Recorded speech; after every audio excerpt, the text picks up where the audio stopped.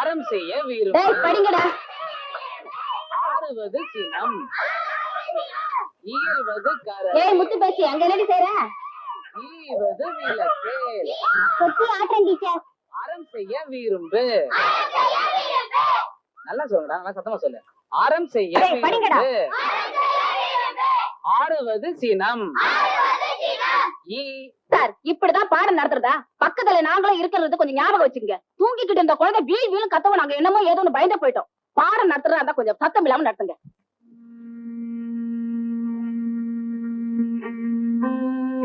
இது என்ன பள்ளிக்கூடமா இல்ல? உட்கார. அந்த டீச்சரோட மாச்சுக்காங்க. அந்த டீச்சர் இந்த ஸ்கூல் பெரியவங்களுக்கு ரொம்ப வேண்டியவங்க.